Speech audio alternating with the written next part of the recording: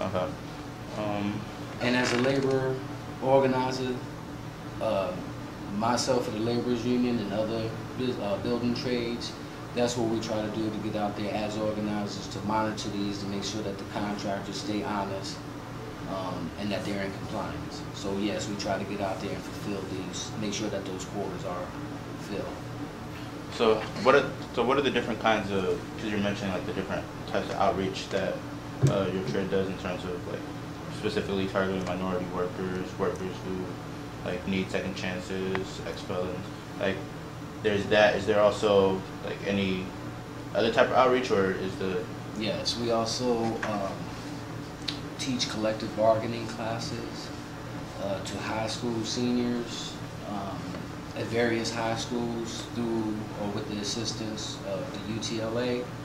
So we do outreach to the students, regardless of whether they're, there's no barrier there. So we deal with AP students, we deal with students from continuation. But again, what we do is we teach them negotiation skills and also try to instill in them the difference between union and non-union and the importance of them actually coming together and working as one, making management understand the need for their workers and appreciate the workers, because the workers are the ones who actually create their profits, and at the same time let the union know how important it is to have management and how it's a give and take situation. So yeah, we reach out to the various high schools, so we get it when they're 17, 18 years old to let them know that, hey, if you're not going to go to college, here's another alternative.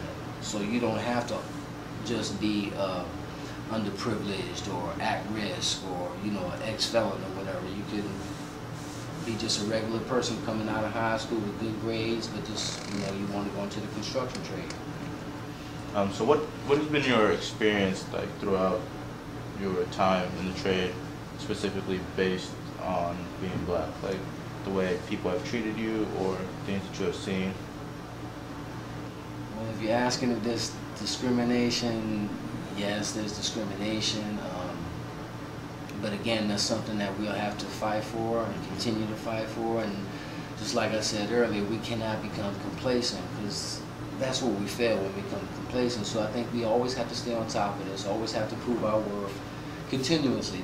The fight never dies. So again, to answer that question, discrimination is there, yes.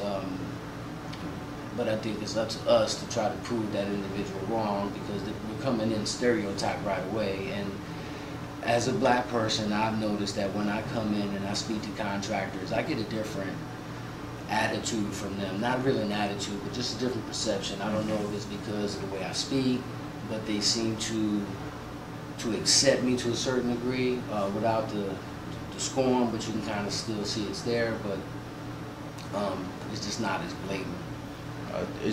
How is the union helpful in like dealing with issues of discrimination? Like you mentioned that being in a union is a lot better for being able to have a voice and like being able to take action as opposed to being a non-union.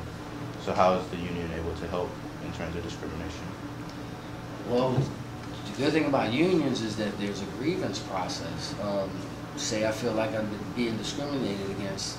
The first thing in every case is you must have proof. You got to have some type of hard proof, and once you have hard proof, then we'll go through that process. We'll, as a union, step in, represent that member to the fullest, whether it goes through mediation, through arbitration, or have our lawyers involved also. That's an issue that must be addressed. So we have not a low tolerance, but a no tolerance as far as discrimination.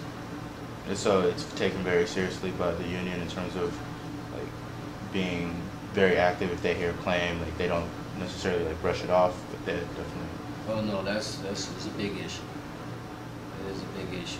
Discrimination in any case, and the laborers union. So regardless if it's discrimination against a Caucasian or a Hispanic or a black person, discrimination is discrimination. So yes, we do address that issue strongly. So yes, if a black person came on or a Mexican person came on and they have substantial proof that there's been discrimination, of course we're going to get on top of it. Is there some type of like black group within the union that like would be like a type of group that would address issues that blacks necessarily have within the union? We do have a black caucus with the laborers union. The president of that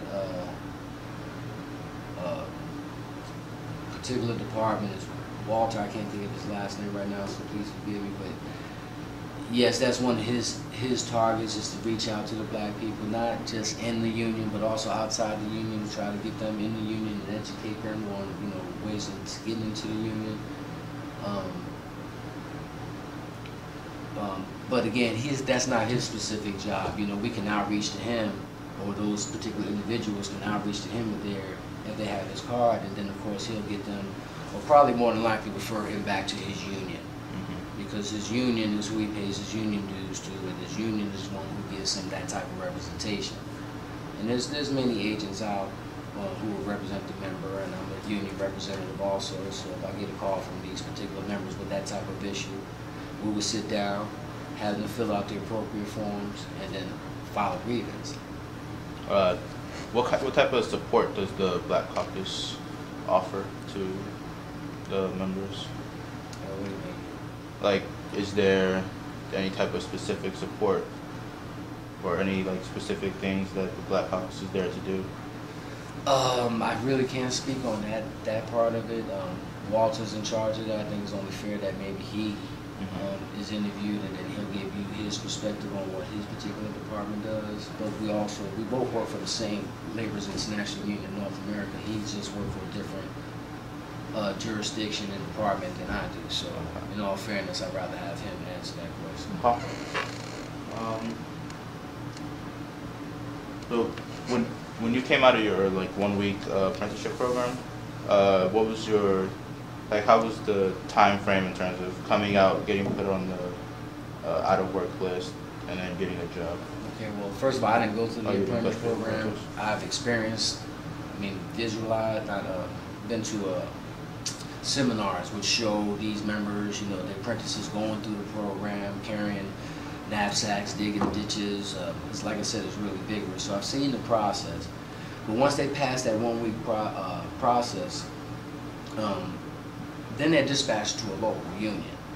Depending on what area they're in, they go to that union, check in as a union member, stating that, showing their certification that they passed the apprenticeship program. They immediately go on the out of work list. Then we'll get a phone call, like I said, from a contractor. The good thing about our apprentice program, a lot of the public works projects that's going on, whether it's a union project or whether it's a non-union project, the law states that there must be some apprentice on that particular project, but it can't just be any apprentice. They have to be an apprentice from a certified program. And of course, we can fill that quota.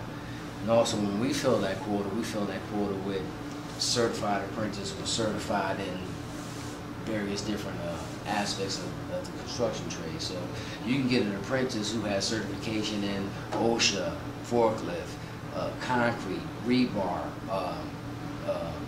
hazardous waste. So you get an apprentice with all these certifications, of course, that's somebody you probably want to keep because he's valued to your company. So that's one thing we'll do, and a member can get like 4 or 5 certifications in a year. So that's what we try to let them, the apprentices know that even though you're out of work, you still have a class to go to get the certification. So it's give and take. All right, so what's been the toughest part about your experience? The toughest part as far as like anything? Being black or just in my job period? In your job period. I guess the toughest or the hardest thing to accept in my job is contractors who cheat.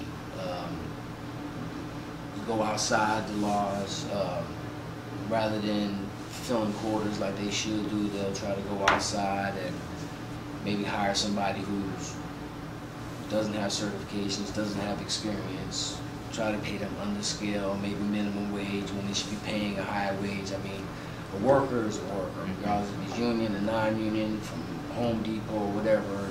There's laws in place that state that a worker must be given these particular standards. So I guess that's the most disheartening part of my job, is that I have contractors that are making millions and millions of dollars, and they don't want to give anything back to, not anything, but they just don't want to give back to the employees who help create those profits for them. So that's probably the hardest thing in my job.